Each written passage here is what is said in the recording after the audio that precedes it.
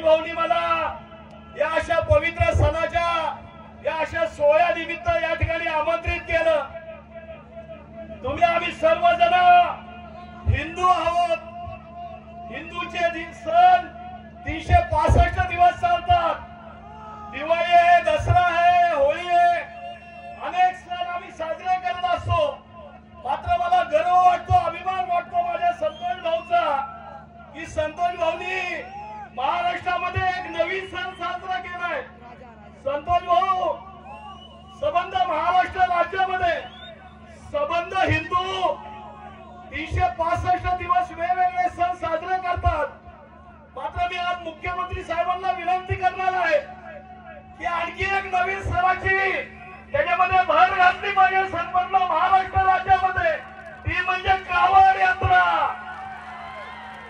महाराष्ट्रातली कावड यात्रा अखंड देशभरामध्ये आपण कावड यात्रा पाहत असताना माझ्या संतोष भाऊची कावड यात्रा अखंड हिंदुस्थान नाही तर अनेक देशामध्ये या यात्रेचा त्या ठिकाणी उल्लेख होतो।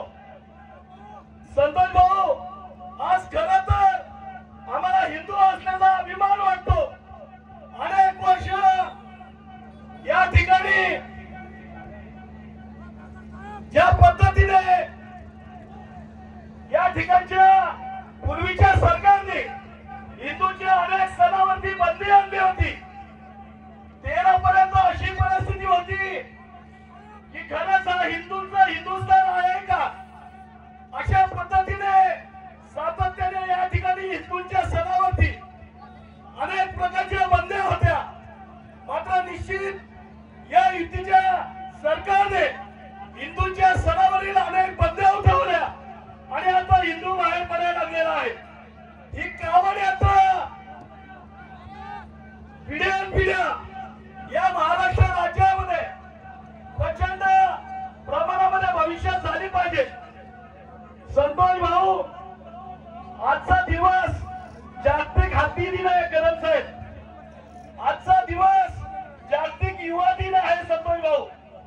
हत्ती म्हणजे ताकद, ही ताकद म्हणजे संतोष भाऊची खऱ्या अर्थाने जागतिक हत्ती दिन तुम्ही साजरी केलाय। आणि जागतिक युवा दिन जवळजवळ 95% संपूर्ण ही युवा शक्ती आज आपल्या माहितीसाठी सांगतो बांधवांनो, आज जागतिक हत्ती दिन आहे आणि आंतरराष्ट्रीय युवा दिन आहे। ही युवा शक्ती संतोष भाऊसाठी मत मागायची सुद्धा गरज नाही। आणि संतोष भाऊ मंत्रीपेक्षा प्रचंड प्रमाणामध्ये या ठिकाणी काम करतात। सांगायचं तर की तात्काळ या ठिकाणी त्या गोष्टीची अंमलबजावणी होते। असं माझा संतोष भाऊ या ठिकाणी हॅट्रिक नाही। जोपर्यंत या कळमनुरीच्या इलेक्शन होतील, ज्या ज्या ठिकाणी संतोष भाऊला वाटेल त्या त्या ठिकाणी संतोष भाऊ तुम्हाला मत मागायची भविष्यात गरज पडणार नाही। संतोष भाऊ आगे बढ़ो, संतोष भाऊ आगे बढ़ो। जय शिवाजी, जय भवानी, जय लहूजी। धन्यवाद।